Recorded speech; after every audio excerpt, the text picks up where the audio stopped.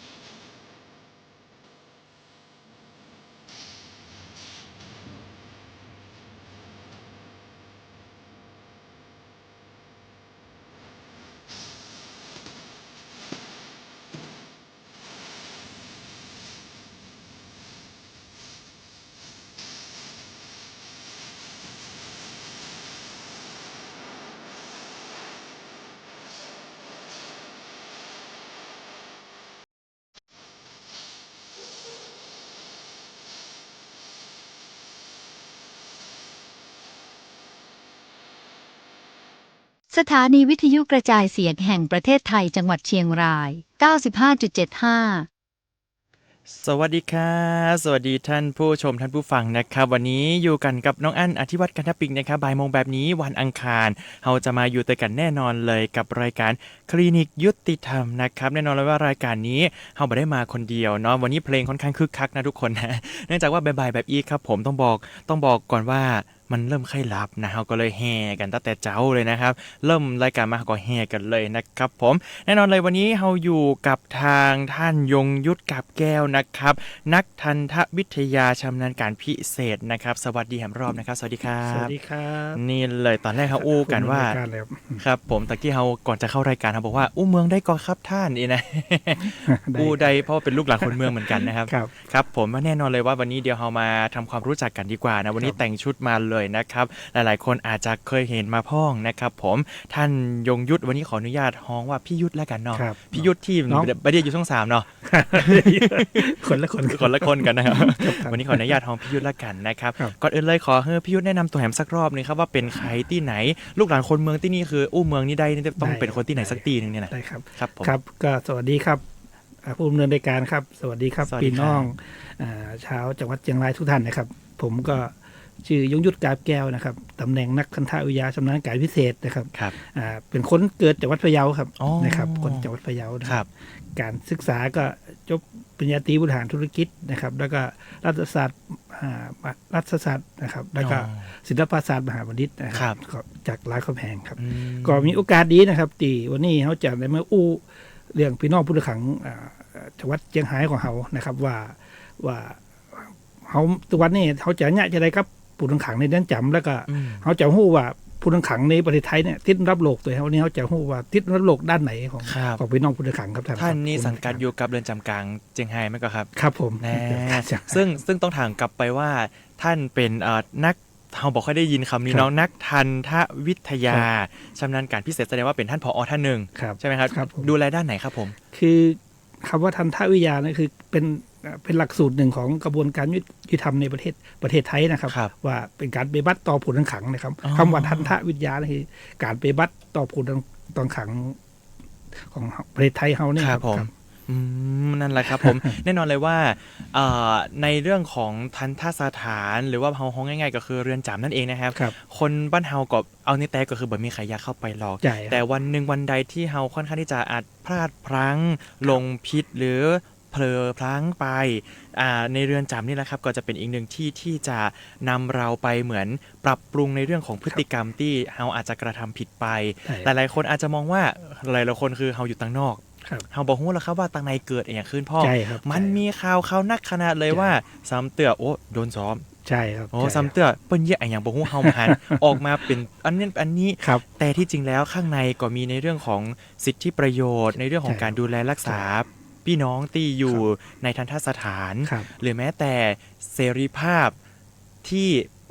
พึงมีเนาะในทันตสถานอันนี้ก็ได้รับเช่นกันวันนี้เขาก็จะมาอู้พี่น้องชาวจังหวัดเชียงรายฟังว่าลดความวิตกกังวลไหมบางคนก็มีลูกหลานอยู่ข้างในกลัวว่าเข้าไปโดนซ่อมก็เข้าไปจะได้จะกลับตัวได้ก็ออกมาจะเป็นคนดีได้จะได้เขาจะอู้ว่าผู้ต้องขังเราดูแลจะได้นะครับเรามีเริ่มต้นแต่เข้าไปเขาจะดำเนินการแบบไหนวันนี้เขาจะมาอู้กันครับว่าออกมาเป็นคนดีแต่ก็หรือว่าน่าจะได้จะว่าเห็นข่าวไปเลยว่าออกไปแล้วจะได้เข้ามาใหม่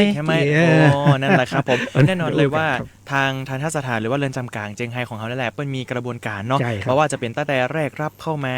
จะมีการเปิ้ลฮ้องว่าปฐมนิเทศจะได้เข้าไปแล้วเปิ้ลจะดูแลจะได้จนออกมาเนี่ยแหละครับก็จะได้เหมือนปรับปรุงในเรื่องของพฤติกรรมเนาะบางคนโอ้เป็นห่วงเป็นใยขนาดอยู่ตั้งในตึมได้หันหน้าหันตาได้หันก็เดือนละกี่เตือนนะครับมีการเยี่ยมทางออนไลน์ถึงวันนี้ครับมีการเยี่ยมกันออนไลน์ก็พบญาติใกล้ชิดตัวแล้วก็เยี่ยมทั้งหน้าห้องเยี่ยมก็ได้ครับไปเยี่ยมที่เรือนจำก็ได้หรือว่าเขาจะเยี่ยมออนไลน์ก็ได้เราก็เปิดโอกาสเข้าไปในเรือนจำพบกันก็ได้ครับวันนี้เราเริ่มกันเลยดีกว่าเอาบัดเสียเวลาเผื่อว่าท่านผู้ชมท่านผู้ฟังตอนนี้ถ้าใครชมอยู่นะตอนนี้เรามีทางออนไลน์ก็คือทาง Facebook Live ของเราทางสวทเชียงรายกรมประชาสัมพันธ์นะครับเข้าไปดูได้เลยใครมีข้อคำถามอะไรอย่างสามารถคอมเมนต์มาได้เราจะรับคำถามนี้มาถามกันต่อนะก็ต้องบอกว่าถ้าสมมุติว่าพี่ยุทธสามารถตอบคำถามนี้ได้เลยเฮาก็จะตอบคำถามให้กับทุกท่านได้เลยแต่ถ้าสมมติว่าเป็นข้อมูลที่อาจจะต้องไปหาเพิ่มเติมเราก็ขอติดค้างไว้แล้วก่อนติดหน้าเดี๋ยวเรามาตอบกันนี่เลยครับผมเอาอีกดีกว่าว่าทันตสถานหรือเรือนจำนี่แหละครับเฮาสมมติต้องเกิดเหตุอะไรเฮาถึงจะได้เข้าไปในนั้นอีกดีกว่าก็เริ่มขออนุญาตเริ่มแต่เกินมาแต่เมื่อกี้ว่าเฮาติดรับโรคอย่างนี้ครับก็คือกระบวนการยุติธรรมของเฮานี่เริ่มแต่ตำรวจนะครับ ตำรวจก่อน ตำรวจเกิดเหตุปุ้มตำรวจเข้าถึงตัวก่อน ครับ ครับ อัยการเนาะครับอัยการก็มี ในเรื่ สั่ อง ง ของชั้น ฟ้อง ศาล และศาลนะครับ ครับ สั่งตัดสินนะครับ อืม แล้วก็ราชทัณฑ์เป็นงานสุดท้าย อ่า คือราชทัณฑ์เนี่ยก็จะเป็นงานที่ทำควบคุมผู้ต้องขังตามคำสั่งของศาล ค สม รับ มติว่าถึงวันนี้เรามีพี่น้องประชาชนของเขาเนี่ยทั่วประเทศไทยเลย ครับ ที่ผมบอกแต่แรกเนี่ยว่า ติดอันดับ เป็น โลก ติดอันดับโลกบางท่านยังพยากรณ์หัวครับว่าท่านภูมิในการหัวครับว่าเอาติดอันดับตีต่อเฮือครับ น้องอันบ่ฮู้เลยครับว่าติด เอาเดาที่ถ้าสมมติว่า เลขตัวเดียวครับ โอ้ เด็กตัวเดียว 1 ใน ครับ 9กะ ครับ1 ใน 1 ใน 9 5ก็อ๋อ ก็คือเขาขอสรุปนี่นะครับว่าเขามีปัจจัยติดอันดับ6ของโลกครับ ผู้ชายติดอันดับ6ของโล สมม ก ติภาพรวมมันหญิงเนี่ยติดอันดับ5ของโลก โอ้ ครับพระเอเชียเนี่ยก็มีอันดับ2รองจากจีนครับ อ๋อที่ ครับ จริงถ้าสมมติเขาบอกว่าอันดับ2รองจากจีนเขาต้องมันต้องย้อนกลับไปเหมือนเหมือนกันว่า จีนคนเยอะกว่าเรา ใช่ มาก ใช่ ขนาดเลยนะ ใช่ครับ อืม แล้วก็ที่หนึ่งของอาเซียนนะครับของอาเซียน12ประเทศเขา ครั เป็ บ นที่หนึ่งครับมีผู้ต้องขัง อันนี้อาจจะต้องย้อนกลับไปในเรื่องของสถิติเหมือนกันว่าต้องบอกท่านผู้ชมผู้ฟังอย่างนี้ครับว่าการที่เราบอกว่าสถิติของเราเยอะ ครับ ไม่ได้เป็นตัวชี้วัดที่ดีเท่าไหร่เนาะอันนี้ต้องบอกเหมือนกันเพราะว่า อ่าดี จากที่เราเฮียนมาก็คือว่าการที่มีทั้งจำนวนทันทสถานเรือนจ ครับ ำหรือแม้แต่ผู้ต้องขังเยอะแสดงว่าเหตุของเราก็มีเยอะเช่นกั ใช่ น ครับ แต่ว่าถ้าต้องถามว่าอย่างนี้ครับหมายถึงว่าเปอร์เซ็นต์หรือว่าสถิติของคนที่อยู่ในเรือนจำเนี่ยลดน้อยลงจาก3 ปีหรือ5 ปีก่อนหน้านี้ไหม ก็ ครับ คือตีให้ลดลงเราและพระคณะกรุณาธิคุณจากพระบาทสมเด็จเจ้าอยู่หัวเรื่องการอภัยโทษนะครับ ก็ทำให้ผู้ต้องขังลดลงมา แต่ว่ามันผู้ต้องขังที่นักที่สุดก็คือผู้ต้องขังกับยาเสพติดนะฮะประมาณ70%นะครับ บ้านเราเนี่ยคือส่วนใหญ่จะเป็น อ่า หมายถึงว่าในประเทศหรือว่าในเจียงไฮ้ ใน ข ป อง ระ เรา เทศ ครับ เนี่ยครับ อืม ในประเทศเนี่ย70%เป็นยาเสพติดครับ แล้วตะกี้อุ๊กเหมือนกันว่าสนใจว่าที่จริงผมคิดว่าผู้ชายน่าจะเยอะกว่าผู้หญิงแต่ปัจจัย ใช่ครับ เป็นผู้หญิงนักกว่า ผู้หญิงติดอันดับ5ของโลกครับ เป็นในเรื่องของยาเสพติดตัวก็ครับ ครับตัวครับประมาณ 70%นะครับ อ๋อเพราะปกติแล้วเราจะเห็นแบบว่าสมมติเราเป็นละอ่อนเนาะ ครับ รอน้อยลึกเปิ้นจะบอกว่าป้าจายมันลึก ครับ ลูกป้าจายมันลึก เป็นว่าประเดี๋ยวเนี้ผู้หญิงก็มีในเรื่องของจำนวนที่มากเช่นกันในเรื่องของยาเสพ เพิ่ม ติด เพิ่มจำนวนผู้หญิงเนี่ยเพิ่มจำนวนขึ้นแบบน่าตกใจครับ ครับ แบบตอนนี้ยังเชียงไฮ้เขามีผู้ต้องขังหญิงประมาณ700กว่าคนครับที่เชียงไฮ้เขา แล้วป้าจายมีสักตะใดอะครั จ่า บ ยเรามีอยู่ประมาณ3,400 คนประมาณนั้น ซึ่งแต่ก่อนผู้หญิงอาจจะบ่เยอะขนาดนี้แต่ ครับ ตอนนี้เยอะขึ้นอีกนะครับ ผมใช่ มันอาจจะมีแนวโน้มมาจากปัจจัยหลาย ๆ อย่าง ใช่ เนาะบอกว่าจะเป็นเรื่องเศรษฐกิจในเรื่องของครอบครัวเนาะ ครับ อันนี้เดี๋ยวเรามาอู้มาเอ่ย อู้ กั กัน นครับว่าเขาได้จะอู้กันว่าจะได้แบบไหนในการเบบัตต่อผู้ต้องขังหญิงกับผู้ต้องขังชาย อ๋อ เดี๋ยว บั เขาจะ ด อู้ เหมือนกันนะครับ ครับ ผม มาเหมือนกัน อีดีกว่าตอนนี้เราฮู้แล้วว่าปัญเฮาติดอันดับต่อใดเนาะ อ่า มี เอา 5 กับ ฮู้ 6 แล้วอันดับ อ่า 1 ของเอเชียมันก็ค อา รับ เซียน อาเซียนนะครับผม อาเซียนอันดับหนึ่ง หลังจากมันเกิดเหตุเนี่ยแหละครับผมคิดไปถึงยาเสพติดต้องถามว่าแต่ละเหตุการเข้าไปไม่เหมือนกันอยู่แล้ว ใช่ครับ แล้วการดูแลเหมือนกันไหม ใช่ก็จะเริ่มต้นก่อนการดูแลผู้ต้องขังนะค ครั รับบ ว่าผู้ต้องขังเข้าไปครั้งแรกเนี่ยเขาก็จะเดือนแรกเนี่ยเขาก็จะให้เขาปรับใจก่อน คือใจสำคัญของผู้ต้องขังคือใจ ถ้าคนที่ใจมาเข้มแข็งเนี่ยอาจจะมีการคิดสั้นคิดต่างๆ เราต้องดูแลใจก่อนครับ ก็คือเข้าไปเดือนแรกก็เป็นการปฐมนิเทศก็คือการเปิ้ลของว่า ดูแล ฟื้นฟู ใจ จิตใจดูแลจิตใจ ก่ ก่ อ อน นครับ อืม พอดูแลจิตใจให้ในการกระบวนการยุติธรรมพบทนาย การด้านจิตใจให้นั่งสมาธิอะไรต่างๆแล้ว คือกฎระเบียบต่างๆเขาอธิบายให้เขาทราบแล้วนะครับเดือนแรกเดือนต่อไปก็เข้าสู่กระบวนการจำแนกครับ อ๋อเดี๋ยวกันนะครับหมายถึงว่าเดือนแรกทั้งเดือน ครับ ใครเข้าไปใหม่ปุ๊บก็จะมีการเอามารวมกลุ่มกันก่อน ครับผม สิ่งที่ทำก็คือ1มีการดูแลทางด้านจิตใจ ครับผม เพราะว่าจะเป็นในเรื่องของแจ้งสิทธิ์ต่างๆ ของ ใช่ เขา ครับ ใน ใช่ ในที่นั้น ประกันตัวอะไรต่าง แล้วก็มีการให้พบทนาย ครับ รวมไปถึงการเหมือนมีเป็นของว่าดำเนินศาสนกิจตาม ใช่ ศาสนาที่ ใช่ ตัวเองนับถือ ใช่ครับ แสดงว่าผมเป็นคริสต์พุทธหรือ ใช่ อิสลามมีใน ครับ นั้นหมดเลย มีผู้เกี่ยวกับศาสนาเข้าไปเหมือนกันดูแลใจผู้ต้องขัง ครับ แล้วเข้าไปทุกศาสนาครับเข้าไปได้หมดครับ คริดอิสลามพุทธ บ่ต้องห่วงเลยสมม บ่ต้ ติ อง ว่า ห่วงครับ บางคนแบบว่ากังวลว่า อันเป็นศาสนาบัตรใจศาสนาหลักของเขามันคือศาสนาพุทธเนาะศาสนาหลักของไทยเนาะ ใช่ครับ บางคนอาจจะเป็นว่าจะมีไหมถ้าเราเข้าไปแล้วเขายังจะมีสิ่งยึดเหนี่ยวจิตใจในเรื่องของศาสนาไม่มีเนาะครับ มีกูศาสนาครับ หลังจาก1เดือนผ่านไปมีการบอกระเบียบข้อบังคับบอกสิทธิ์ต่างๆ แล้วก็เอาไปอบรมในเรื่องของสภาพจิตใจ ครับ หลังจากนั้นไปไหนต่อครับ ต่อไปก็ เขาจะเริ่มกระบวนการจำแนกผู้ต้องขังเขาก็คือเราจะดูก่อนการจำแนกก็จะเป็นแบ่งเอาเป็น2อย่างด้วยกันครับก็คือจำแนกเพื่อการควบคุมกับจำแนกเพื่อการพัฒนาพฤตินิสัยก็จะอันดับแรกเราก็ควบคุมก่อนเราจำแนกการควบคุมคือคนเขาต้องเข้าใจว่าเขามีทุกคนเนี่ยมีคนดีและคนไม่ดีนะครับเนาะการควบคุมบางคนเนี่ยเขาก็ต้องยอมรับว่ามันมีผู้ต้องขังดีเข้ากระทำผิดซ้ำบางคนเป็น10 รอบ9 รอบ7 รอบบางคนก็ดื้อด้านแก้ไขมาได้เขาก็อันนี้คือจะเขาไปพัฒนาก็คงมาบางครั้งก็คงมาได้เพราะว่าเปิ่นก็จะใจความดื้อด้านเนี่ยไปกดเหงข่มเหงคนในนั้นคนเปลี่ยนด้วยกันเขาก็แยกออกไปก่อนจำแนกเพื่อการควบคุมก่อนเขาควบคุมผู้ต้องขังดีพอแก้ไขได้เขาก็มาจำแนกเพื่อการพัฒนาเป็นหลายบุคคลเขาเรียกว่าเซนทันแพนคือคนไหนมีความรู้พื้นฐานด้านอาชีพด้านอย่างเขาก็จำแนกไปทีละคนว่าคนนี้ไปด้านสายอาชีพกาคนนี้มาหู้หนังสือเขาก็ไปเรียนหนังสือคนนี้แบบไปทำเสริมสวยไปอย่างนี้เขาก็จะเปลี่ยนผ่านการพัฒนาก็จะรวมๆไว้ก่อนครับแสดงว่าตอนนี้ก่อนสมมติผ่านไปสิ่งที่ทันตสถานหรือว่าเรือนจำจะได้รับก็คือในเรื่องของประวัติของพี่น้องที่จะเข้าไปอยู่ในนั้นอีกเนาะอย่างแรกเลยบอกว่าจะเป็นในเรื่องของประวัติการก่อเหตุมาถ้าการเข้ามาเรื่อยๆก็จะได้ตั้งข้อสงสัยไว้ว่าอาจจะมีในเรื่องของพฤติกรรมที่อาจจะต้องแยกกลุ่มออกไปเพื่อบางทีเกิดผลกระทบกับเพื่อนๆที่อยู่ในฮั่นโตยและจะได้เป็นการเป็นแฮมหนึ่งมาตรการในการที่จะแบ่งดูแลอีกดีกว่านะครับแฮมมาตรการหนึ่งก็คือเราก็จะดูว่าพื้นฐานของพี่น้องที่จะเข้าไปอยู่นั่นน่ะบอกว่าจะเป็นช่างเคยเป็นช่างนี่มาก่อนเคยมีความรู้นี่มาก่อนเราก็จะส่งเสริมต่อเราก็จะส่งเสริมว่าก็คือไอ้พัฒนาฝีมือแรงงานคนขังหรือได้ใบประกอบอาชีพต่างๆนะครับหมายถึงว่าอยู่ในฮั่นสามารถได้ใบยกระดับได้ครับเรายกระดับการพัฒนามาจากสถาบันพัฒนาฝีมือแรงงานของจังหวัดเชียงรายเขาเข้าไปยกระดับอยู่แล้วแสดงว่าอันนี้เป็นการทำงานร่วมกันระหว่างเรือนจำกับการพัฒนาฝีมือใช่ครับก็มีโรงเรียนสารพัดช่างสถาบันพัฒนาฝีมือแรงงานมีหน่วยงานราชการต่างๆเข้าไปสอนด้านความรู้ต่างๆด้านการนวดแผนไทยเสริมสวยความสวยความงามต่างๆสมมติผมเป็นช่างตัดผมที่อยู่ข้างนอกแล้วผมได้เข้าไปทางในผมอาจจะได้ใบรับรองวิชาชีพออกมาเลยก็ได้แล้วถ้าใครรู้สึกว่าตัวเก่านี้สามารถปรับเปลี่ยนได้แล้วกลับออกมาสู่สังคมได้แล้วก็สามารถนำอาชีพนี้โดยมีใบรับรองจากวิชาชีพแรงงานเพราะว่าอย่างนะครับกรมสถาบันพัฒนาฝีมือแรงงานพัฒนาฝีมือแรงงานออกมาประกอบวิชาชีพได้เลยได้ใช่อันนี้คือหลังจากผ่าน1 เดือนเข้าไปก็จะมีการแยกประเภทก่อนแยกเสร็จปุ๊บเขาแยกกันไปอยู่ละ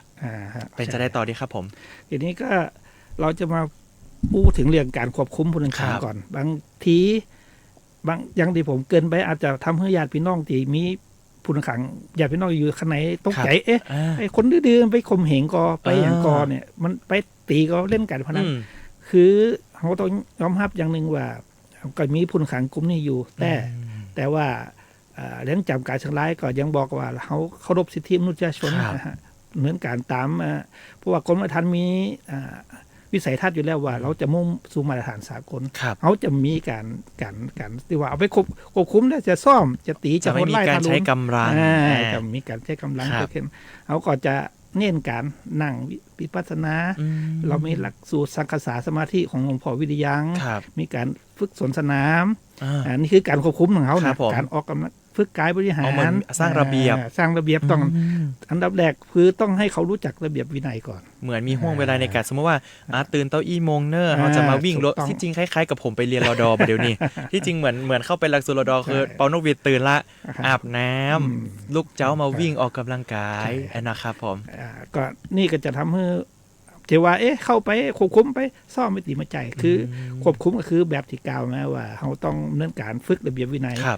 บางคนก็เห็นว่าเขาจะได้เวลามาศาลอย่างจะออกข้างนอกเรือนจำจะเห็นผู้ต้องขังใส่เครื่องพัฒนาการข้างในการจองจำด้วยเครื่องพัฒนาการมามีครับเพียงแต่ว่าเขาออกมานอกออกจากเรือนจำมาเนี่ยมันก็มีระเบียบว่าจำเครื่องพัฒนาการตามระเบียบของเขาจะต้องใส่ที่จริงมันเป็นเหมือนเวลาเราออกมาตั้งนอกเนาะมันบ่ได้มีหัวรอบขอบชิดอีกดีกว่าเพื่อว่านะอันนี้ต้องถามว่าเพื่อว่าจะมีเหตุอันใดเนาะที่ทำให้คนที่เราพาออกมาซ้ำเติมผมเห็นหน้าโรงพยาบาลมาโรงพยาบาลที่จริงนี่คือถือว่าเป็นสิทธิของมนุษยชนอันนึงที่เรายังรักษาอยู่ก็คือการรับการรักษาก็คือปามาโรงพยาบาลก็จะมีเครื่องบรรณาการอยู่ครับก็คือ ได้รับพระกรุณาธิคุณจากพระบาทสมเด็จพระเจ้าอยู่หัวโครงการพระราชทานต่างๆนะเรามีโครงการพระราชทานที่จะดูแลผู้ต้องขังเช่นโครงการราชทานบรรสุกเนี่ยเพราะว่าเราจะดูแลผู้ต้องขังตลอดเลยครับเป็นจะได้ครับโครงการนี้โครงการนี้ก็จะทางพระบาทได้รับพระกรุณาธิคุณเรื่องเครื่องมือการแพทย์ในหลวงราชทานบรรสุกก็มีสาธารณสุขจังหวัดโรงพยาบาลต่างๆต้องเข้ามาดูแลผู้ต้องขังทุกวันศุกร์เหรอครับรายทานปันสุกครับปันสุกฟังผิดก็เข้าไปตลอดก็คือเข้าไปเนี่ยไปดูแลผู้ต้องขังตลอดคือผู้ต้องขังเนี่ยท่านมันต้องห่วงนะครับว่าอย่างมุติว่าอาหารการกินถ้าเราเป็นอย่างผมเป็นโรคเบาหวานนี่เนาะฮะเราจะจำหน่ายอาหารพวกหวานพวกโคกจะมีนักโภชนาการเราจะต้องดูกันว่าคุณเป็นโรคอย่างถ้าคุณเป็นเบาหวานคุณไปซื้อโคกเขามาจำหน่ายให้ครับอ๋อเพราะว่าเหมือนเราทราบมาว่าข้างในก็จะมีในเรื่องของการเหมือนมีร้านค้าอยู่ตัวแม่ก็ครับใช่ถ้าสมมุติว่าเราจะแจ้งไว้ก่อนนะสมมติว่าไอเอเนอะไอเอนี่เปิ้นเป็นเบาหวานเปิ้นบดีกินอันอย่างก็โคกจะไปดีน้ำตาลทรายเดี๋ยวมันจะสูงขึ้นมานะโอ้ถ้าท่านผู้ชมถ้าตอนนี้ท่านผู้ฟังอาจจะไม่ได้เห็นภาพแล้วถ้าท่านผู้ชมดูทาง Facebook Live ของเราตอนนี้ก็จะมีภาพขึ้นมีอาหารแต่ละมื้อมาให้ดูกันเลยแน่นอนเลยว่า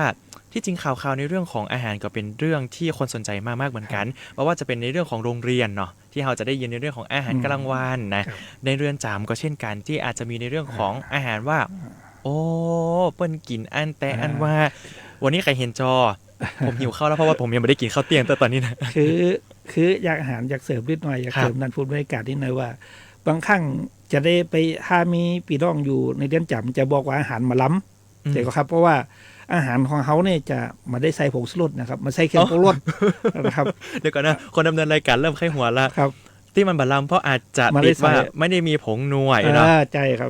มาได้มีผงชูรสเขามาใส่ผงชูรสครับใส่ก็เกลือมีเกลือมีเครื่องปรุงหวานเขาอาจจะเติมน้ำตาลนิดหน่อยครับผมเขาอาจแต่ว่าเขาจะมาใส่เครื่องปรุงรสพวกผงชูรสพวกอย่างนี้อย่างอาหารทุกอย่างเราต้องวัดว่าคนหนึ่งร่างกายเขารับโปรตีนหรือคาร์โบไฮเดรตแต่เขาต้องงั้นทุกคนจะรับปริมาณอาหารตามที่เขาคุณภาพอาหารที่กำหนดไว้เลยครับว่าแต่ละคนต้องรับโปรตีนแต่คาร์โบไฮเดรตแต่น้ำตาลแต่นะครับงั้นเขาจะมีตรงนี้ครับเราจะมีบุคคลภายนอกไปตรวจสอบตลอดอ๋อมีบุคคลภายนอกหมายถึงว่าเราไม่ได้ตรวจสอบกันเองด้วยใช่ครับบุคคลภายนอกนี่เป็นใครที่ไหนครับรับปปชนะครับบางทีว่าบางทีก็เราเชิญคนมาทำอัยการของคุยพืชของหน่วยงานของนี้วิธรรมของเขาเนี่ยไปตรวจสอบไปเป็นตรวจสอบอาหารบางทีก็ซุ่มไปเลยแบบบางทีเขาได้เตรียมตัวว่ากินนอนเป็นจะได้เข้าไปเลยเข้าไปตูดเจ้าของไก่เข้าไปพอว่าอาหารเข้ามานี่มีโปรตีนครบกว่าคาร์โบไฮเดรตครบกว่าผู้ต้องขังอยู่แล้วมันตึ๊บถ้าถามว่าล้ำก็ตึ๊บเหมือนนัวครับมันไม่นัวเพราะเราไม่ใส่ผงชูรสสุขภาพเขาแข็งแรงสุขภาพเพื่อสุขภาพที่จริงทุกวันนี้ก็รณรงค์กันอยู่แล้วในเรื่องของการลดในเรื่องของเพราะว่าจะกินเค็มจัดหวานจัดมันจัดอันนี้ก็จะเป็นในเรื่องของเหมือนเป็นของว่านโยบายหรือว่ามาตรการทุกวันนี้เหมือนกันเพราะว่าเอาจริงๆนะบ้านเฮาบ่ต้องว่าแค่คนที่อยู่ในเรือนจำแล้วครับคนต่างนอกเนี่ยโรคภัยไข้เจ็บมันถามหาเร็วเพราะว่าเฮาพอเริ่มกินข้าวได้มันเริ่มมีทั้งใครจะว่าอันเฟรนช์ฟรายทอดบะลำบะหมี่ไก่ทอดบะลำบะหมี่ลำหมดอะแต่ว่าเป็นของทอดอันนี้แหละครับเราอาจจะมีการควบคุมโรคก็คือว่าทำให้เขาเป็นเบาหวานไขมันนักนะครับไปตรวจสุขภาพนะมันก็เลยบางทีอย่างเขาคนภายนอกเนี่ยเขาก็หู้แล้วเขาก็เป็นโรคได้อีนักนะครับเบาหวานไขมันก็นักขึ้นแต่ว่าถ้าเข้าไปเน้นจำบางครั้งก็รู้สึกว่าคนภายนอกว่ามัน acting นักไปมันแบบว่าเกินไปก่อนจะอีจะอันแต่ว่ามาใจเพราะว่าเราต้องให้ผู้ต้องขังเขาตามเป็นดำเนินการตามชีวิตตามโครงการรายทานบรรสุกเลยครับว่ากินอยู่จะได้รักษาโรคจะได้เราจะดูแลตลอดตั้งแต่ฟันแล้วก็มีโครงการรายทานของทันตกรรมของพระราชทานก็มีหมดทุกอย่างครับฟันเหนือคูดหินปูนยอดมีสวัสดิการนี้เหมือนกันเลยดีกว่าครับเจ็บใครได้ป่วยเจ้าที่เราป้าออกมาทันทีเขาปล่อยให้อย่างครับใช่เนาะอันนี้ก็เป็นในเรื่องของการเข้าไปทางในแล้วบางเตื้ออันคนที่อยู่ทางนอกก็จะบอกฮู้หรอกครับว่าการเข้าไปทางในแล้วเปิ้นจะเจออย่างพ่องเฮามีแค่ความกังวลเนื่องจากว่าต้องยอมรับว่าสมัยก่อนมันอาจจะเกิดขึ้นจริงแต่สมัยเนี้ยเปิ้นมีในเรื่องกฎระเบียบข้อบังคับในเรื่องของคนที่ตรวจสอบจากภายนอกเข้าไปดูแลอยู่แล้วเฮามีมาตรการ ดังนั้นแล้วแม้แต่ตำแหน่งของท่านเนี่ยเป็นผอ.เปิ้ลก็จะมีตำแหน่งเปิ้ลเป็นประกันอยู่แล้วว่าสิ่งที่เปิ้ลอู้ออกมาเนี่ย ครับ เปิ้ลจะได้ทำแต่ในห้าง ใช่ เพราะว่าจะเป็นการดูแลต่างๆเฮาต้องบอกจะอีเหมือนกันนะครับ ใช่ เพราะว่าเฮามีภารกิจเป็นข้าราชการท่านหนึ่ง เรารับเงินจากหลวง ใช่ครับ เฮาก็จะทำหน้าที่ในฐานะคนดูแลพี่ ครับ น้องที่อยู่ในนั้นให้ดี คื เหมือนกัน อยากอู้แตนข้าราชการเด็ดจับได้ว่า ครับ จริงอยู่ว่าบางคนมองผู้ต้องขังเข้าไปเนี่ย จะมองว่าเป็นคนทำผิดกฎหมาย ถ้าอยู่ข้างนอกเนี่ยชาวบ้านจะเห็นบอกว่าเอาไปประหารเลยโหดร้ายข่มขืนฆ่าจะโหดร้ายทารุณเอาไปประหารเลยจังอันแต่ว่าพอเข้าไปในจำปุ๊บเนี่ยผู้ต้องขังดีว่าเราจะให้ไปประหารน่ะเจ้าหน้าที่เขาจะพอจะเพราะเขาคิดอย่างเดียวว่าผู้ต้องขังน่ะได้รับโทษตามคำพิพากษาของศาลแล้วครับ เขามีหน้าที่ต้องให้เปิ่นได้มีโอกาสกลับตนเป็นคนดีออกไปสู่สังคมเมื่อใดครับ ครับ มันจะไปโทษไล่ทารุณตามกระแสมันได้ยากจะอันครับ ทุกคนที่เข้าไปในท่านบางทีเหมือนที่ผมบอกก็คือบางทีหลงผิดพลาด ครับ พลั้ง ครับ ไปนะค ครั รับบ สิ่งที่ ใช่ เขาต้องได้รับกลับมาก็คือการเยียวยาจากข้างใน ใช่ กลับเป็นว่าพฤตินิสัย พัฒ ปรับ นา เปลี่ยนในคือ พ พ ฤ ฤ ติ ติ ก ก ร ร ร ร ม มพฤตินิสัยต่าง ครับ ๆ แล้วออกมาใช้ชีวิตใน ใช่ ในสังคม ครับ ปกติ ครับ ได้อย่างปกติสุขนั่นเองนะครับ ใช่ครับ ผมพอดีมีผู้ดูอยู่ผู้ชม มีคำถามมาแต่ดูแล้วน่าจะบ่ได้เกี่ยวข้องกับทันทสถานแต่ผมจะขออ่านหน่อยเผื่อว่า ได้ครับ ทางยุติธรรมอาจจะฟังอยู่เผื่อเพื่อจะได้มอบมาตอบคำถามนี้ ครับ เจ้าหน้าที่กรมอุทยาน หาพื้นที่ทำเลตั้งโครงการ ใช้คำว่าตามแนวนี่ขอพื้นที่ทำกินจากของพื้นที่ทำกินของประชาชน เจ้าหน้าที่ตั้งโครงการนี้บ่มีทะเบียนคุรุพันธุ์ได้งบตั้งโครงการและปล่อยทิ้งร้าง และปล่อยให้เจ้าบ้านบุกลุกทำลายป่า ประชาชนจิตอาสาต้องปกป้องดูแลและดำเนินการทวงคืนป่าในฐานะประชาชนจิตอาสา เป็นเจ้าของพื้นที่ที่เจ้าหน้าที่ได้ตั้งโครงการผิดกฎหมายประชาชนจะดำเนินการจัดตั้งโครงการสร้างสรรค์ ร่วมกับเจ้าหน้าที่ท้องที่ได้หรือไม่ในฐานะประชาชนจิตอาสาได้รับฎีกาจากในหลวงเพื่อดูแลป่าต้นน้ำลำธารเพื่อประโยชน์ของประเทศชาติ และก็ส่วนรวมต่อไปประชาชนจะเข้าไปดำเนินการทำความดีตามสัตย์ปฏิญาณต่อในหลวง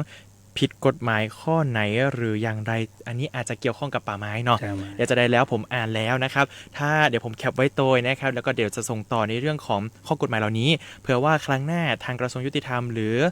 ป่าไม้จะได้ส่งต่อในเรื่องของข้อคำถามเหล่านี้จะได้ฝากติดตามแล้วกันนะครับกับรายการคลินิกยุติธรรมเนาะท่านเนาะ ครับ อันนี้ฝากไว้แล้วกันเดี๋ยวเรามาต่อกันดีกว่าพักฟังเพลงกันสักหน่อยนึงนะครับ ผม เพื่อคลายเครียดบางคนบอกว่าเดี๋ยวจะฮ้องคนอื่นมาฟังตัว ยินดีจะนักนะครับผม ครับ สองช่องทางด้วยกัน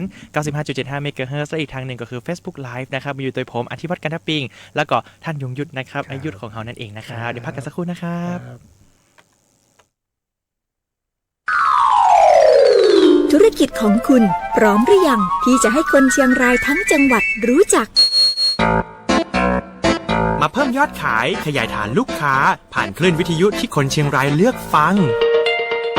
สถานีวิทยุกระจายเสียงแห่งประเทศไทยจังหวัดเชียงราย เปิดรับผู้สนับสนุนรายการ และพื้นที่โฆษณาทางวิทยุและช่องทางออนไลน์ ให้แบรนด์ของคุณเข้าถึงผู้ฟังเชียงรายกว่าหลายหมื่นคนทุกวัน เข้าถึงเชื่อได้ตรงกลุ่มเป้าหมายจองพื้นที่โฆษณาได้แล้ววันนี้ โทรมาหาเราสิครับ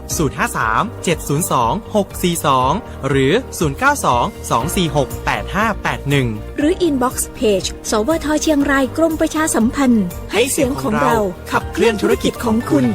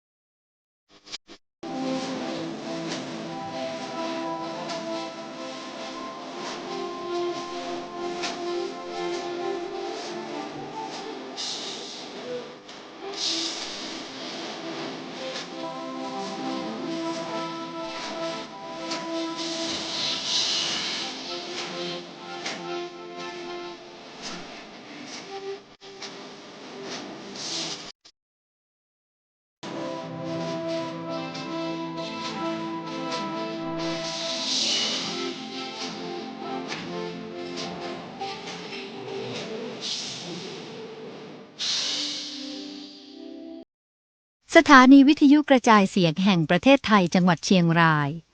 95.75 ปิดเข้ามาสู่รายการคลินิกยุติธรรมนะครับตะกี้เราได้อ่านข้อคำถามไปแล้วนะครับในเรื่องของน่าจะเป็นในเรื่องของที่ดินป่าไม้แล้วก็เดี๋ยวผู้ที่มีความรู้เนาะนักกฎหมายในของส่วนกระทรวงยุติธรรมมาตอบเดี๋ยวผมส่งไปให้เรียบร้อยแล้วเดี๋ยวถ้าวีคหน้าลองติดตามกันดูเผื่อผมมีคำตอบแล้วก็จะเอามาตอบกันนะครับสำหรับท่านผู้ชมที่ติดตามทาง Facebook Live นะครับมีอีกหนึ่งคำถามตะกี้มันโทรมาฝากคำถาม ในฐานะที่เป็นทันทสถานหรือว่าเรือนจำกลางนะครับทางแฟนคลับเปิ้ลโทรมาถามว่าในเรื่องของข้อกฎหมายแล้วกันนะครับว่าตอนนี้ในเรื่องของการข่มขืนในเรื่องของการกระทำชำเราแบบนี้นะครับผมแน่นอนเลยว่าเราจะเห็นว่าเป็นเพศชายที่กระทำชำเราต่อเพศหญิงแล้วจะมีการก่อเหตุเกิดขึ้นมีการแจ้งความหรือมีการต้องได้รับโทษในเรื่องของการเข้าไปในเรือนจำแต่ในกรณีกลับกันถ้าเป็นเพศหญิงที่กระทำการอันใดโดยที่เพศชายบ่ได้มีการสมยอมหรือบ่ได้ยินยอมเนี่ยครับเพศหญิงเนี่ยแหละครับมีความผิดเหมือนกับเพศชายไหมและต้องได้รับโทษเข้าไปที่ทันสถานเช่นเดียวกันไหมครับผมเราอู้ก่อนนะครับว่ากระบวนการข่มขืนเป็นกระบวนการทางปวิทยาที่พิจารณาทางตำรวจอัยการศาลทันเมืองการสั่งฟ้องตามคดีนะฮะบาดตาอย่างนี้ก็ต้องเป็นกระบวนการที่พิจารณากันแต่ว่าสำหรับเรือนจำเนี่ยถ้าเขาผมก็คิดว่าเข้ามาแบบด้วยกันครับเราผู้ต้องขังหญิงถ้าโดนพนักงานสอบสวนหรือทั้งตัดสินแล้วว่ามีความผิดฐานข่มขืนเราก็มีแดนหญิงที่จะดูแลให้อยู่แล้วมีแดนชายแดนหญิงอยู่แล้วครับแต่ถ้าผมมองอย่างนี้หมายถึงว่าพอข้อกฎหมายตอนเนี้ยเพราะว่าตอนนี้ในเรื่องของชายหญิงจะ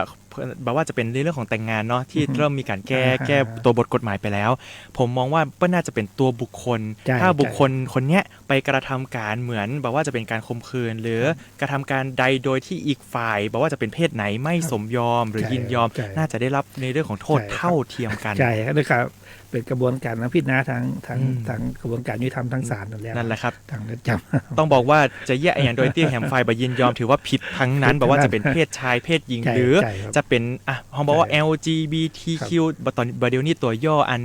ในเรื่องของเพศวิถีมีค่อนข้างหนักเราก็จะอู้ถึงว่าตอนนี้มีกฎหมายใหม่ออกมาที่ดังๆหรือที่เราเรียนได้การดาราชายท่านหนึ่งที่วิพากษ์แม่หญิงนะครับที่ว่าดังดีว่าโดนแจ้งความไปหลายแหล่ที่กฎหมายออกมาตัวนี้มันมาได้ที่ว่าเขาจะไปแทะล้มไปพูดจ้าหรือว่ายิงไปแทะล้มมันมาได้ผิดกฎหมายหมดไปมองแบบใดแบบหนึ่งนะครับผมอันนี้เป็นต้องระมัดระวังครับผมอันนี้เป็นคำถามที่ฝากถามมาจากทางบ้านนะครับบอกชื่อดีกว่าว่าใครถามมาแต่ว่าเราฝากถามมาอันนี้เป็นน่าจะได้คำตอบพอประมาณแล้วครับผมมาต่อกันดีกว่าตะกี้เราไปในเรื่องของเข้าไปในเรือนจำหรือทันทสถานเรียบร้อยแล้วสิ่งที่เราดูแลเปิ้ลก็บอกว่าจะเป็นในเรื่องของการอาหารการกินในเรื่องของสุขภาพมีอื่นใดแหมก็ครับที่เข้าไปแล้วสิ่งที่คนที่อยู่ทางนอกอย่างผมเนี่ยอาจจะต้องรับทราบในเรื่องของกระบวนการคนในนั้นเนี่ยครับคือขั้นต่อมานะครับก็เขาก็จะมาอู้ถึงว่าเขาจะปล่อยตัวผู้ต้องขังละเขาอู้เรื่องการควบคุมและการพัฒนาอาชีพต่างๆที่เรามีในเรือนจำเชียงรายละทีนี้เขาจะมาอู้ถึงว่าพี่น้องผู้ต้องขังเนี่ยตีออกมาสู่สังคมภายนอกละเขาบางครั้งเนี่ยเรือนจำออกมาเนี่ยเรือนจำมันก็ต้องมีกระบวนการหลายอย่างมาช่วยกันนะครับเพราะว่าผู้ต้องขังออกมานี่กรมราชทัณฑ์ยังมีการกระทำผิดซ้ำดีสูงอยู่คือบางคนออกมาเนี่ยก็ยังกลับไปอยู่เพราะว่าเขาต้องให้ความสำคัญว่าเขาต้องบูรณาการรวมกันครับระหว่างเรือนจำจะให้เรือนปล่อยเรือนจำเนี่ยคนเดียวเนี่ยมันได้เขาก็ต้องช่วยกันเพราะว่าผู้ต้องขังเนี่ยเราถึงเรือนจำจะพัฒนาอาชีพได้ตามมีใบประกาศเนี่ยดีจะได้กระจ่างแต่ว่าสังคมมือโอกาสในการเนี่ยเรือนจำก็จะเตรียมความพร้อมก่อนปล่อยก่อนก่อนปล่อย6 เดือนเนี่ยเรือนจำจะแนวก่อนครับว่าเขาเนี่ยจะได้แบบไหนมีทุนอย่างฮื้อพ่องมีโอกาสมีอย่างต่างฮื้อก่อเขาบางครั้งเขาก็มีทุนฮื้อว่าไปประกอบอาชีพเลี้ยงวัวเลี้ยงปลาเลี้ยงอย่างเนี่ยบางทีก็มีแต่มันมีจำกัดครับมันก็ต้องสังคมภายนอกช่วยกันตัวว่าฮื้อโอกาสกับเขาว่าเขาออกมาแล้วเนี่ยฮื้อมีงานทำมีเงินมีรายได้เพื่อเลี้ยงตัวเองได้มันจะว่าปล่อยมาเนี่ยจับมาแล้วเขาเข่งเขามีแหละมีการงานทำบางครั้งก็ลำบากใจที่เขาจะหวนกลับไปกระทำผิดซ้ำนะครับนั่นแหละครับผมต้องบอกจะอีว่าแม้แต่ปัจจัยในการเข้าไปก็มีเหตุและปัจจัยหลายอย่างประกอบรวมกันถึงทำให้คนคนหนึ่งต้องกระทำความผิดแล้วก็เข้าไปอยู่ในที่นั้นดีกว่าแน่นอนเลยว่าการที่จะถูก ปล่อยออกมาหรือ ครับ ถูกรับเหมือนอิสรภาพเหมือนเดิมเนาะกลับมาอยู่ในสังคมมันก็มีหลายปัจจัยเหมือนกัน ครับ ที่จะทำให้คนเหล่านั้นได้อยู่ในสังคมได้อย่างแบบรอดปลอดภัยดีกว่าเนาะเพราะว่าแบบว่าจะเป็นในเรื่องของเศรษฐกิจ เพราะว่าอันนี้พอมองกลับไปก็คือเวลาถ้าสมมติตัวเฮาเรากำลังสมมุติว่าตัวเฮาเข้าไปอยู่ในนั้นสมมติว่ากี่เดือนก็แล้วแต่3เดือน5เดือนเป็นปี ครับ สิ่งที่เฮาบ่ได้ทำก็คือเฮาบ่ได้ประกอบอาชีพข้างนอก แล้วมีรายได้เท่าที่เราควรจะได้ ใช่ครับ เนาะ ครับ พอเฮาออกมาปุ๊บแน่นอนเลยว่าเงินเก็บของเฮามันก็ยังจะบ่มี ครับ การที่ที่พี่ยุทธบอกว่าก็จะมีในเรื่องของกองทุนต่างๆ ที่อาจจะมาสนับสนุนในเรื่องของการออกไป และกลับไปสู่อาชีพที่ ใช่ ตัวเก่าอาจจะได้ฝึกมาก่อนหน้านี้ละ ครับ แล้วก็มาเสริมในนี้ ครับ ได้ใบประกอบวิชาชีพแล้วออกไปท ใช่ ำอีกนะครับ ใช่ครับ รวมไปถึงสังคมเป็นเรื่องสำคัญเช่นกันเหมือนที่เขาบอกว่าการที่คนคนหนึ่งกระทำผิดด้วย ครับ ปัจเหตุปัจจัยอะไรก็แล้วแต่ การออกไปควรจะได้รับสิ่งแรกก็คือ ใช่ การเปิดรับของสังคม ใช่ครับ ใกล้สุดนี่คือพ่อแม่พี่น้องแล้วก็ ใช่ คนในชุมชน ใช่ 6 เดือนนี่เยี่ยอย่างพ่อครับก่อนที่เปิ้ลจะเตรียมตัวในการออกไปสังคม เราก็จะมีโครงการเตรียมเขาเรียกว่าโครงการเตรียมความพร้อมก่อนปล่อยนะครับ อ่า 6 เดือนที่เขาจะปล่อยนะครับ ครับ เขาก็จะแนะนำเรื่องเราจะขอกระทรวงแรงงานนะครับแรงงานจังหวัด ครับ ไปแนะนำอาชีพก่อนว่า อ๋ออ่ ครับแล้วก็กองทุนต่างๆนี่พอจะมอบทุนหรือว่า ครับ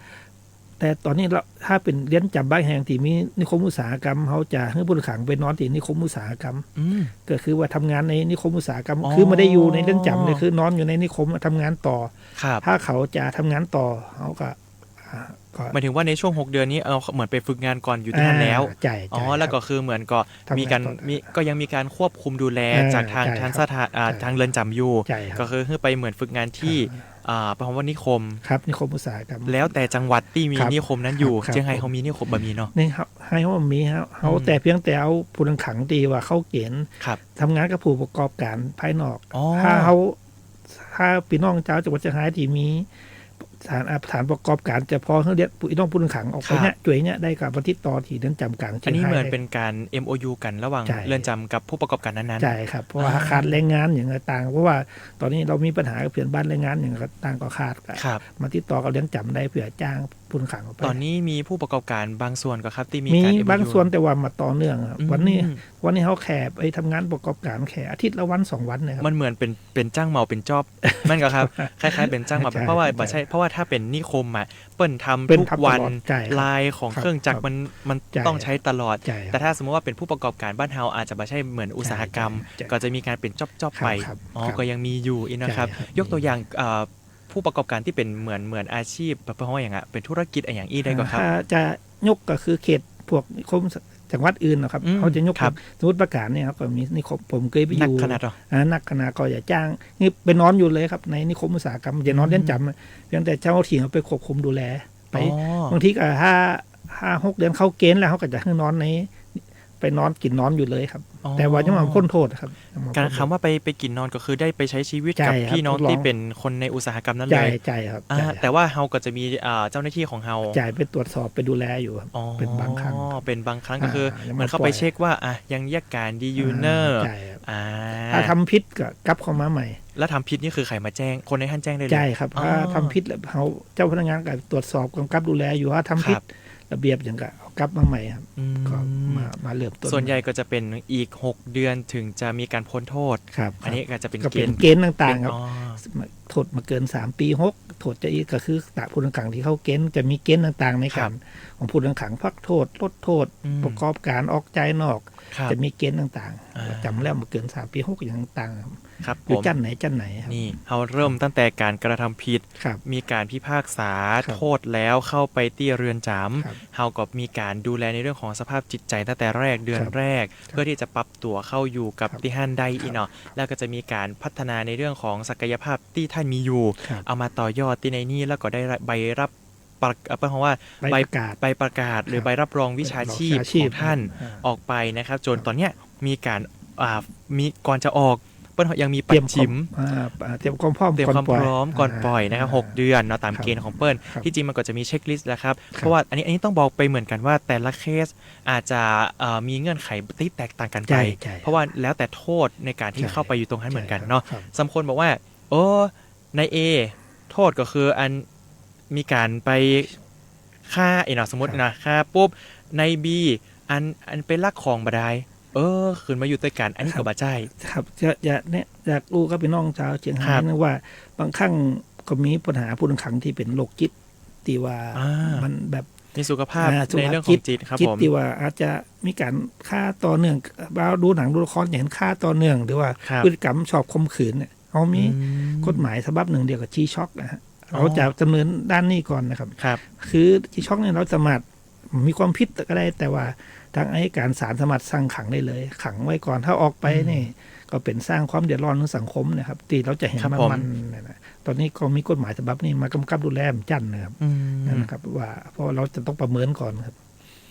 เหมือนผู้ต้องขังกลุ่มนี่กลุ่มครับผมแน่นอนเลยว่าไขตี้ที่จริงต้องบอกอย่างนี้ว่าคนที่เป็นประชาชนด้านนอกจะมีอยู่2กลุ่มคือสบายใจเลยและเปิดรับเลยกับประชาชนอีกกลุ่มนึงที่อาจจะมีความเคลือบแคลงใจอยู่เนื่องจากว่าแน่นอนเลยว่าการเข้าไปในนั้นก็คือผู้ที่กระทำผิดบางคนเปิ้ลจะมาถามแล้วว่า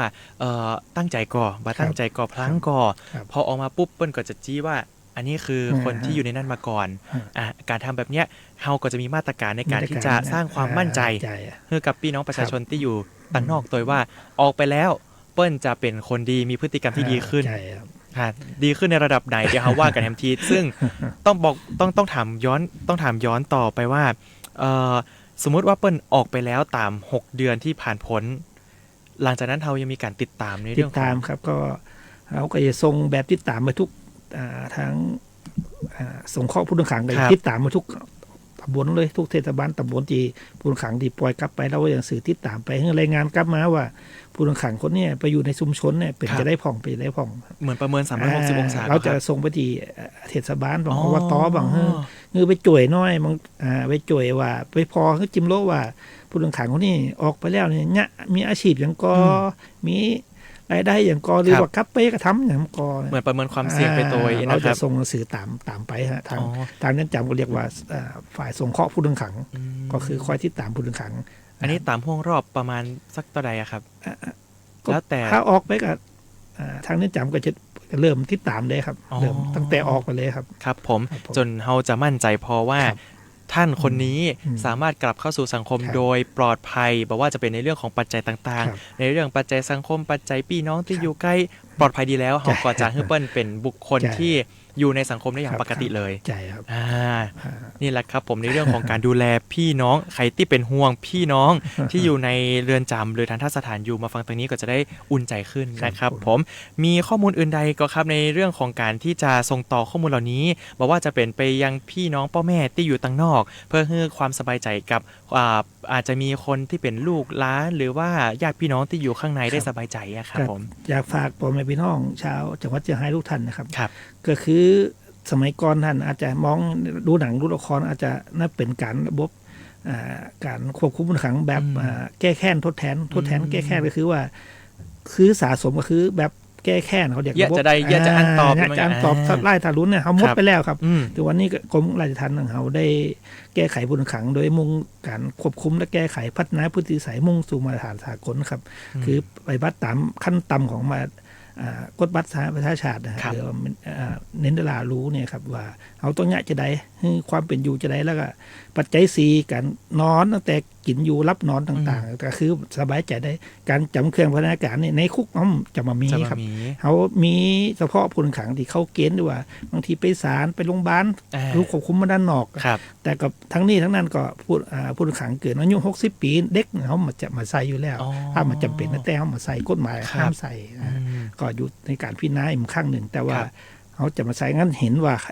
ข้างนอกใส่แล้วอย่างนี้พี่น้องชาวจังหวัดเชียงรายสบายใจได้ครับเอาดูแลตั้งแต่กินอยู่รับนอนสุขภาพตั้งแต่ปากฟันทุกอย่างเขาดูแลหมดหาเจ็บไข้ได้ป่วยก็ส่งมาโรงพยาบาลทันทีทันใดครับครับผมอันนี้คือสร้างความสบายใจให้กับพ่อแม่พี่น้องที่อาจจะมีญาติพี่น้องอยู่ข้างในเอาแห่งเรื่องนึงสร้างความสบายใจกับคนที่อยู่ต่างนอกว่าความปลอดภัยสมมุติเขาบอกว่าเฮาบ่ใส่อย่างสักอย่างเลยความปลอดภัยของเรือนจำมีมากเพียงพอที่จะทำให้คนอื่นต่างนอกสบายใจแม่นก็ครับครับก็อยากฝากพ่อแม่พี่น้องที่ว่าผู้ต้องขังที่เขาปล่อยมาบางครั้งอาจจะมาทำพิษซ้ำแหมเขาก็ต้องยอมรับอย่างนึงว่ามันก็เป็นส่วนหนึ่งที่ตอนนี้ก็มีประมาณ14-15%ที่กระทำผิดซ้ำนะครับเนาะผู้ต้องขังเราเนี่ยแต่ว่า ตอนนี้เรามีกฎหมายใหม่มาคัดกรองกันกรองผู้ต้องขังที่มีจิตด้านนี้หรือว่ามีพฤติกรรมต่อเนื่องเขาก็จะคัดกรองก่อนแล้วก็มีกฎหมายออกมาว่าห้ามมีความผิดห้ามมีพฤติกรรมเนี่ยทางอัยการศาลสามารถสั่งขังได้เลยเรามีตอนนี้เรามีอยู่ที่กรุงเทพอยู่ที่เรือนจำของเปรมนะครับเราจะมีไปขังได้เลยงั้นคนที่ออกมาแต่ว่าบางครั้งออกมาอยากบอกพ่อแม่พี่น้องประชาชนชาวเชียงรายว่าเราต้องช่วยกันครับเราปล่อยให้เรือนจำเชียงรายเนี่ยคนเดียวนี่มีทางสำเร็จเราต้องช่วยกันคนละไม้ละมือที่จริงแค่บ้านเฮาแค่ข้าราชการตัวกันก็คือต้องรวมสหวิชาชีพแล้วดังนั้นแล้วก็พี่น้องก็สามารถเป็นส่วนหนึ่งในการที่จะหนึ่งเป็นหูเป็นตาเนาะอันดับแรกเลยครับก็ช่วยกันว่าเขาจะให้เขาได้ครับตัวครับใจเป็นคนดีก็ต้องบูรณาการร่วมกันทั้งหน่วยงานราชการแบบท่านผู้บริการว่ากับประชาชนชาวจังหวัดเชียงรายด้วยเขาต้องสำนึกเขาต้องบอกว่าผู้ต้องขัง80-90%เป็นคนไทยด้วยกันเขาเป็นคนไทยด้วยกันเขาจะทิ้งกันเนี่ยอยากฝากไว้ว่าเขาทิ้งกันมาได้เขาเป็นคนไทยสัญชาติไทยด้วยกันเพราะว่าทุกวันนี้มีอย่างสงครามกับประเทศเพื่อนบ้านอย่างต่างเขาก็ยังเห็นอกเห็นใจกันแต่นี่ก็คือเขาเป็นคนไทยสัญชาติด้วยกันเขาต้องช่วยกันงานต่างๆถึงสำเร็จรุ่งเรืองไปครับผมนั่นแหละครับการให้โอกาสคนเป็นเรื่องสำคัญมากๆดังนั้นแล้วพี่น้องที่อยู่ข้างในเวลาออกมาก็จะอยากได้รับโอกาสนั้นจากท่านที่อยู่ตั้งนอกนะครับแถมสักครั้งนึงนะครับจะได้แล้วก็เป็นโอกาสที่เราจะได้มาสื่อสารกันแบบนี้นะครับผมถ้าอยากจะติดที่จริงเดินจำกลางเพื่อว่าดอยแฮงก่อนครับว่าเรือนจำกลางเชียงรายครับดอยแฮงเรือนจำชั่วคราวดอยหางคนละตีกันแต่ว่าถ้าเรือนจำดอยแฮงก็จะมีในเรื่องของสามารถไปศึกษาดูงานได้เกษตรอาจจะเป็นในเรื่องของว่านี่แหละครับตัวอย่างของคนที่ผ่านพ้นในเรื่องของการเข้าไปอยู่ในนั้นแล้วก็จะเตรียมตัวออกมาเพื่อนก็จะมีอาชีพในการฝึกไปคล้ายๆกันเลยนะครับก็ฝากไว้ทั้ง2ที่ว่าทุกเรือนจำมีมาตรฐานมีมาตรการแล้วก็การดูแลพี่น้องที่อยู่ในนั้นมีแบบได้อยู่ดีกินดีแน่นอนตามความเหมาะสมอันนี้ต้องบอกจากอีนะครับอันนี้ก็ฝากไว้เลยสบายใจกันได้นะครับผมมีคำตอบมาแล้วนะครับตะกี้ที่เปิ้ลถามมานะครับทางยุติธรรมตอบมาว่าคำถามตะกี้ที่เขาอ่านไปนะท่านเนาะก็บอกว่าถ้าประชาชนเห็นว่าหน่วยงานหรือเจ้าหน้าที่ของรัฐได้กระทำการบัตรถูกต้องตามวัตถุประสงค์ของโครงการหรือการกระทำในพื้นที่เป็นการละเมิดให้เกิดความเสียหายให้ดำเนินการยื่นเรื่องต่อหน่วยงานที่เป็นหน่วยต้นสังกัดเรียกค่าเสียหายได้นะครับในความผิดฐานะละเมิดต่อหน่วยงานนั้นหากหน่วยงานชี้แจงมายังสามารถอุทธรณ์ได้ยังสามารถอุทธรณ์ได้ต่อคณะกรรมการหรือฟ้องต่อศาลปกครองได้ต่อนะครับผมการฟ้องหรือดำเนินการนะครับเพื่อยื่นเรื่องต่อผู้ที่มีผู้บังคับบัญชาขั้นสูงนะครับขึ้นไปในแต่ละระดับละกันอันนี้ก็เป็นในเรื่องของการดำเนินการนะครับหรือหากท่านมีข้อสงสัยละกันเนาะสำหรับท่านไหนที่กำลังดูอยู่ฟังอยู่นะครับในเรื่องของการดำเนินงานของภาครัฐของเฮาและอาจจะเป็นข้อกังวลใจข้อเครือบแคลงใจหรือข้อสงสัยในบางกรณีที่ว่าเฮาจะไปดำเนินการได้ก่อนเหมือนตะกี้ที่เป็นเรื่องป่าเนาะในเรื่องของโครงการต่างๆก็สามารถสอบถามข้อกฎหมายได้ที่สำนักงานยุติธรรมจังหวัดได้เลยซึ่งเปิ้ลยินดีมากเปิ้ลมีนักกฎหมายแล้วก็มีคนที่เป็นความเชี่ยวชาญในเรื่องของการตอบเหล่านี้อยู่นะครับต้องฝากอย่างนี้ท้ายรายการแล้วครับท่านพี่ยุทธครับผมห้องพี่ยุทธจนลืมชื่อตั้งแต่เปิ้ลนั้นท่านยงยุทธนะครับผมครับผมพี่ยุทธนะครับฝากอย่างสักหน่อยในเรื่องของเรือนจำกลางหรือว่าถ้าใครจะไปเยี่ยมอย่างหรือมีสวัสดิการอย่างหรือกิจกรรมอย่างหลังจากนี้ของทางเรือนจำกลางสามารถแจ้งได้เลยครับผมก็ในนามเรือนจำกลางเชียงรายนะครับก็มีข่าวดังตอนนั้นก็คือข่าวผู้ต้องขังที่ลบหนีไปนะครับอยากอธิบายครับพี่น้องชาวจังหวัดเชียงรายด้วยว่าผู้ต้องขังที่มาลบหนีเนี่ยก็คือผู้ต้องขังที่ย้ายมาจากเรือนจำอื่นนะครับก็คือเขามาอบรมโครงการที่จะเตรียมความพร้อมกดปล่อยหรือว่าเขาจะให้พักโทษไปนะครับคือว่าเขาจะรับผู้ต้องขังในเขตภาคเหนือมาอยู่เรือนจำชั่วคราวโดยหางก็ยังที่บอกแต่แรกว่าเรือนจำชั่วคราวโดยหางเขามีรั่วนะครับเป็นแบบว่าให้โอกาสผู้ต้องขังบางครั้งมันมีรั่วผู้ต้องขังจะไปไหนก็ได้บางครั้งก็ขออภัยตั้งพี่น้องเจ้าจังหวัดเชียงรายที่ว่าทางเรือนจำเขาไม่สามารถให้เขาอยู่ได้เพราะว่ามันเรือนจำชั่วคราวจะออกได้ทุกทิศเลยเพราะมันมีกำแพงผู้ต้องขังบางคนติดแท้ก็อยากได้กลับบ้านแล้วนะครับแต่ว่ามันก็เขาก็อยากในความในใจเขาก็นึกบ่ถึงว่าเขาคิดจะได้อยู่งั้นก็อยากบอกด้วยว่าทางเรือนจำเชียงรายก็ขอน้อมรับตรงนี้แล้วก็จะปรับปรุงแก้ไขในการควบคุมผู้ต้องขังเรือนจำชั่วคราวด้วยทางให้อยู่ในการควบคุมต่อไปแล้วก็ ในทั้งนี้ก็เริ่มจำวันนี้ขอบคุณท่านดำเนินรายการนะครับ ครับ ใน ผม การคลินิกยุติธรรมที่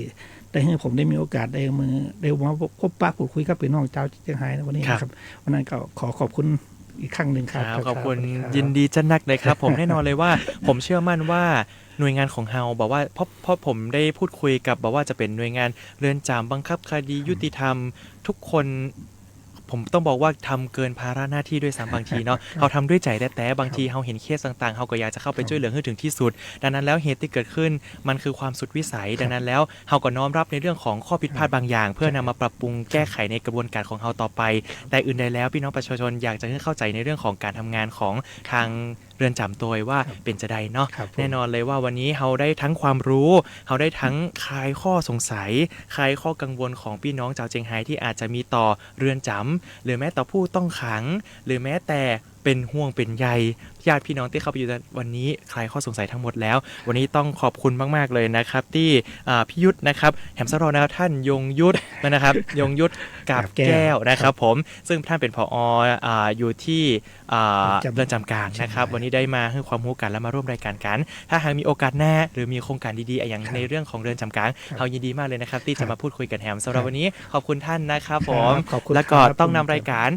คลินิกยุติธรรมลาท่านผู้ชมท่านผู้ฟังไปก่อนติดตามกันได้ไหมนะครับทุกวันอังคารเวลาบ่ายโมงแบบนี้มาฟังเพลงลูกทุ่งกันแล้วก็มาฟังในเรื่องของข้อมูลข่าวสารในเรื่องของความยุติธรรมกันสักหน่อยสำหรับวันนี้สวัสดีครั ครับ บสวัสดีครับ